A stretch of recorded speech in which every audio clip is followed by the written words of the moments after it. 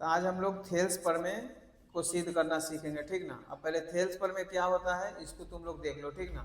अब ये जब क्वेश्चन आएगा एग्जाम में ना तो इस टाइप की तुम्हारा हिंदी लिखा हुआ रहेगा, तो ये सबसे पहले तुमको ये याद होना ही चाहिए, तब जाकर तुमको समझ में आएगा कि थेल्स प्रमेय है या कोई और प्रमेय है।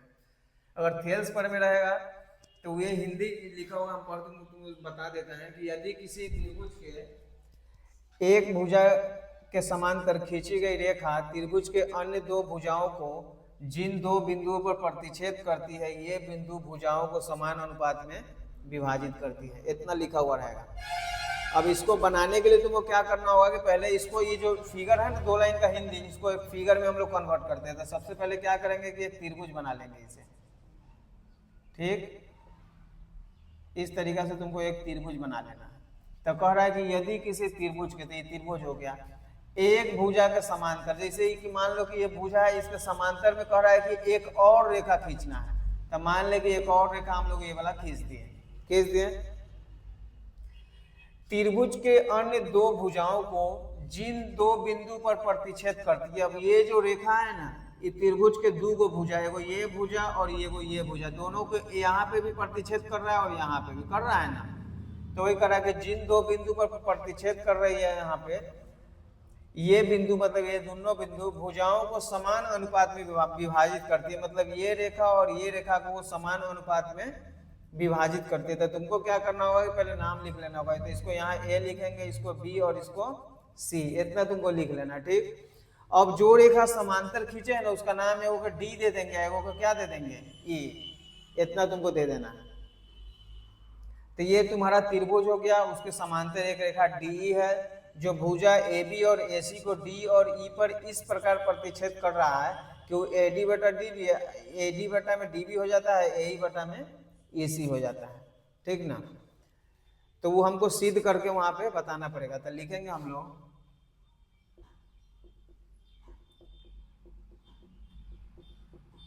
मान लिया कि ए बी सी एक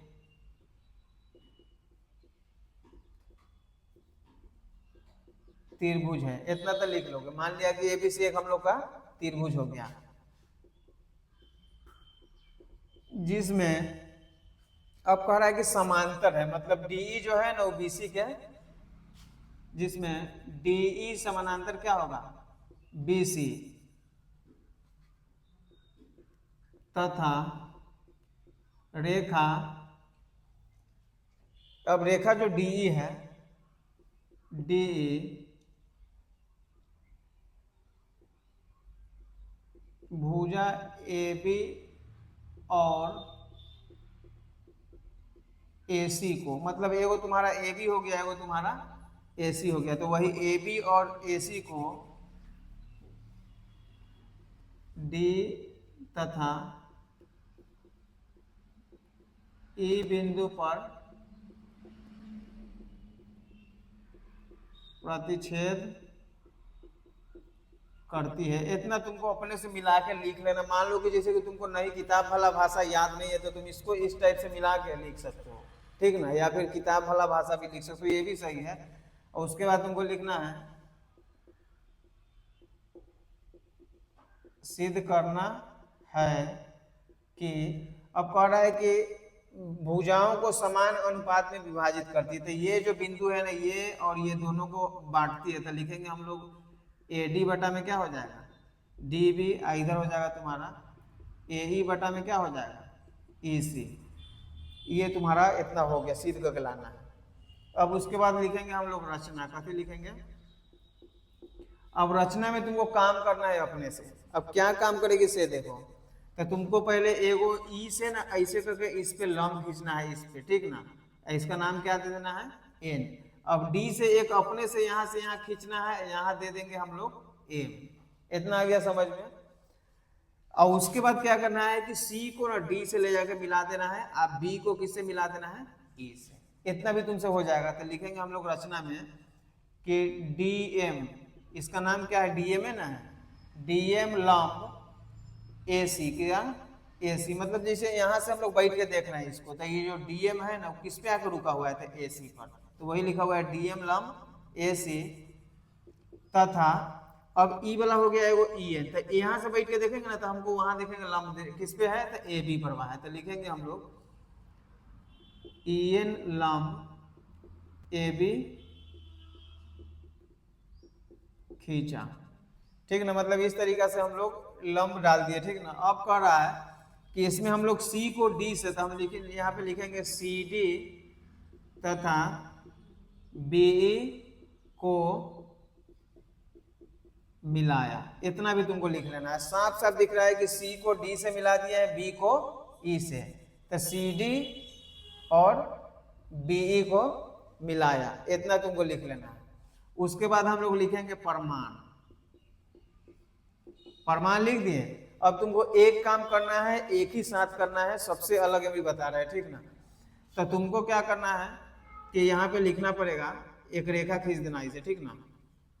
खींच दिया और ऊपर में लिखेंगे त्रिभुज ए डी ई का क्षेत्रफल, क्या ए डी ई का क्षेत्रफल, कोई दिक्कत।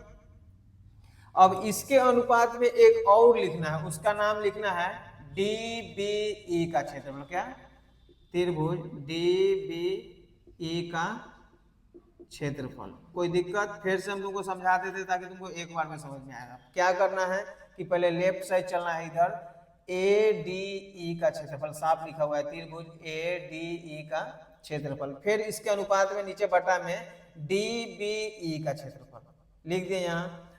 अब देखो त्रिभुज का क्षेत्रफल होता है ना 1/2 आधार गुने ऊंचाई होता है, तो तुमको लिखना है 1/2 आधार गुने, तो आधार को बी लिखते हैं, ऊंचाई को क्या लिखते हैं, फिर 1/2 आधार को बी लिखते हैं, ऊंचाई को क्या लिखते हैं, इतना लिखते हैं। अब तुमको क्या करना है कि इसको काट लेना है, काट लिए। अब तुमको क्या करना है कि आधार बी है, तो बी के जगह पर ना एक बार तुमको ए डी लिखना है, क्या लिखना है, साफ साफ देख लो, पहले ए डी लिख देना था, तुम यहाँ लिख लो ए डी गुना एच के जगह पर ना ई वाला जो है ना ये ऊंचाई लिखना है, क्या नाम है इसका, ई एन, तो ई एन लिख देना है। तो ये हो गया आधार गुने ऊंचाई, फिर एक रेखा इसे खींच लेना है नीचे, लिख लिए। अब फिर अब आधार के जगह पर क्या होगा, तो ये वाला आधार होगा, ये वाला, एक बार आधार ए डी लिखना है, दूसरा बार आधार डी बी लिखना है, तो यहाँ डी बी लिख लो। अब ऊंचाई के जगह पर क्या लिखेंगे, तो जो ऊंचाई ई एन उसका है वही ऊंचाई इसका है, तो ठीक ना। तो यहाँ पे हम लोग क्या लिखेंगे ई एन, आई हो जाएगा तुम लोग का समीकरण 1। चाहे इसको सुनो अभी नहीं, इसको काट दो, इसे काट दिया। अब बचेगा तुम्हारा एक यहाँ पे ए डी और नीचे आ गया तुम्हारा डी बी, आई हो जाएगा समीकरण कितना 1। तो इस तरीका से तुमको समीकरण 1 लाना है, बहुत ही आसान तरीका है, इसमें कोई कथी नहीं है, ठीक ना।